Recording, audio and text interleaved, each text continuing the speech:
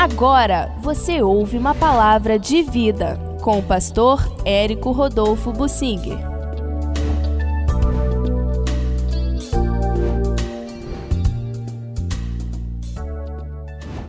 O rei Ezequias de Judá custou a entender a vontade de Deus. Então eu quero trazer alguns comentários a respeito de alguns aspectos da vida dele. Ele tem um valor muito grande na Bíblia. Viveu na época do profeta Isaías, cerca de 700 anos antes de Cristo. Foi filho do rei Acaz, um péssimo rei, dos piores de Israel, o pai dele, que estragou tudo, fechou o templo. Por causa dele, a ira de Deus foi despertada e entregou grande parte do país aos inimigos, e o país ficou todo reduzido. Ainda assim, o Acaz não se voltou para Deus e até o final definhou, mas quando começou a reinar, a impressão que eu tenho é que Deus tolerou o rei Acaz por mais tempo, durante os 16 anos de reinado dele, enquanto o Ezequias crescia. O Ezequias começou a reinar com 25 anos de idade, quando o pai dele, o rei Acaz, morreu.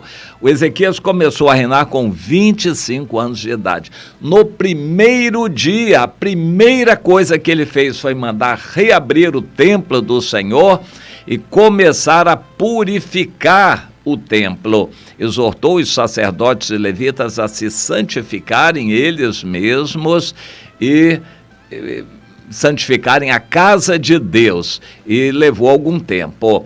E não daria tempo suficiente para celebrarem a Páscoa no 14º dia do primeiro mês. Ele começou a reinar no primeiro dia do primeiro mês e levou quase esses 14 dias para purificar a casa, e não teria tempo de avisar o povo todo. Então ele, não querendo perder a oportunidade de celebrar a Páscoa naquele ano, que não era celebrado há muitos anos, o povo não estava acostumado mais a celebrar a Páscoa, que era ordem de Deus.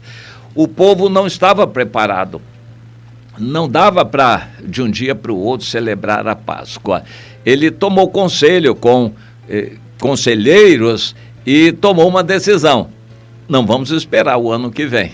Nós vamos celebrar a Páscoa no segundo mês, aproveitando uma abertura que Deus tinha dado na lei, e marcaram então para dali a um mês, o 14º dia do segundo mês, celebrarem a Páscoa. E assim fizeram. Tudo foi difícil para a celebração daquela Páscoa. Ninguém acreditava, ninguém se animava, mas ele resolveu assim mesmo. Inclusive, o reino do norte, Israel, já tinha se acabado, Samaria já tinha sido destruída, e ele mandou mensageiros ao que restou do reino do norte de Israel, Efraim e os outros estados ali, as outras tribos, Manassés e Dan, e todos eles, para convidá-los, se quisessem, a vir também celebrar a Páscoa em Jerusalém. Muitos riram e zombaram, mas alguns poucos foram de Issacar, Zebulon, de outras tribos, e se juntaram com os judeus que também estavam um pouco céticos, mas celebrando a Páscoa. Foi um grande sucesso de Deus ter celebrado aquela Páscoa, e o rei Ezequias ganhou força, ânimo e se dispôs a seguir a Deus com mais vontade e determinação. Começou a purificar o povo, a consertar as coisas, botar pessoas certas nos lugares, e ele experimentou algo tremendo. A sua fé foi provada.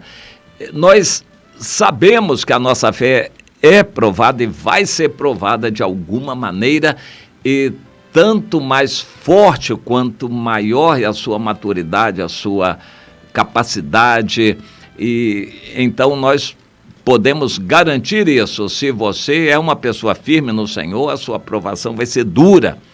Não é a mesma coisa com um crente novo. Quando está fraquinho, as tentações dele são mais fracas. Mas para aquele que cresceu, as provações são mais fortes. E ele foi provado com nada menos do que a vinda do maior exército já visto. O grande poder da Assíria veio para destruir Judá. Inclusive o rei Senaqueribe chegou a tomar todas as cidades de Judá e a destruí-las. Então o país ficou praticamente arrasado. O que tinha sobrado do rei Acaz agora foi destruído pelo rei Senaqueribe. Sobrou somente a cidade de Jerusalém e o templo onde estava o rei Ezequias. Ele se pôs a orar, foi uma grande provação, e ele decidiu não utilizar armas e força bélica, porque eles não teriam condições, mas depender somente de Deus. Foi quando o profeta Isaías trouxe a palavra de Deus de que eles deveriam crer, porque Deus tomaria conta do assunto. De fato, Deus tomou conta do assunto e foi maravilhoso tudo aquilo que aconteceu. Deus fez o grande milagre de vencer o exército que dominava o mundo naquela época. O exército do rei da Assíria foi destruído numa noite só.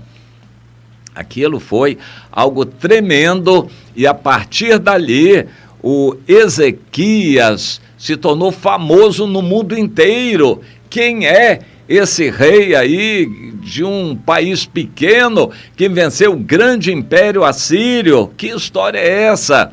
E ele foi muito respeitado, temido e valorizado. O país cresceu muito, Judá se tornou muito forte, muitos de Israel vieram para ele. E o Senhor disse: meu servo, sua missão já está cumprida. Prepara-te para partires. Chegou a sua hora. É interessante, todo cristão fervoroso, servo de Deus, sabe a hora que vai partir. Deus costuma avisar, preparar o servo dele para a partida, porque Apocalipse 14:13, bem-aventurados os que desde agora morrem no Senhor, para que descansem das suas fadigas, pois as suas obras os acompanham. Que coisa linda! A gente deveria encarar isso. Estar com o Senhor é incomparavelmente melhor, como diz o apóstolo Paulo. Enquanto estivermos aqui, vamos vivendo e lutando pelo Senhor a cada dia, mas sempre no nosso coração, desejando ir e estar com o Senhor. O rei Ezequias não entendeu assim. Ele estava na antiga aliança. Ele entendeu que a morte seria uma punição e não uma promoção. Nós hoje no Novo Testamento entendemos que a chegada da morte, a hora da partida para um cristão é uma promoção. Estaremos garantidos para sempre, nunca mais cairemos no pecado. Isso é uma bênção de Deus, partir e estar com o Senhor é promoção. Mas o Ezequias entendeu que era uma punição e por causa disto ele se rebelou contra Deus. Rebelou em termos, virou o rosto para a parede, chorou muito e pediu: Deus, eu não quero ir agora, lembra-te de mim, eu andei diante de ti com toda a fidelidade, eu não quero partir agora, Senhor, eu preciso de ti, ó Deus. Senhor, tem misericórdia. Deus mandou o profeta Isaías dizer: meu servo, eu ouvi a sua oração, você não quis ir agora, então eu vou dar mais 15 anos para você. Eu creio que foi das piores coisas que poderiam acontecer, porque se Deus dissesse: eu vou te dar um tempo mais, poderiam ser 3 dias, 4, 6 meses, 1 ano, 2 anos, mas Deus dizer 15 anos significa o seguinte: eu posso andar 14 anos na bagunça, quando faltar 1 ano, então eu vou começar a me preparar para a partida. E foi mais ou menos isso que aconteceu. O rei Ezequias se ensoberbeceu, começou a usar os louros e glórias que ele tinha recebido por ocasião da destruição do rei assírio, e ele começou a se afastar de Deus. Deus o alertou, despertou, sacudiu e mandou uma doença. E nessa doença, ele também chorou, pediu muito a Deus que o curasse, e Deus o curou. Deus o curou, e a partir daí, ele não foi mais o mesmo. Ele se meteu em grandes negociações internacionais, atendeu uma embaixada da Babilônia, mostrou o palácio todo, tudo que ele tinha, quis agradar a delegação da Babilônia, e o Senhor disse para ele através do profeta: meu servo, pois é, essa mesma Babilônia que você recebeu de braços abertos, ela virá para destruir todo o seu povo, e você vai terminar seus dias em paz, mas o que você fez terá repercussão para todo o futuro do seu povo. Sabe a reação dele? Senhor, me perdoa e tal. Não fez isso. No final da vida, o Ezequias disse: se isso vem, mas não é no meu tempo, nos meus dias, então se virá nos dias de meus filhos, então o problema é deles, e eu pelo menos vou morrer em paz. Foi mais ou menos esse o pensamento dele no capítulo 39 de Isaías. Muito triste.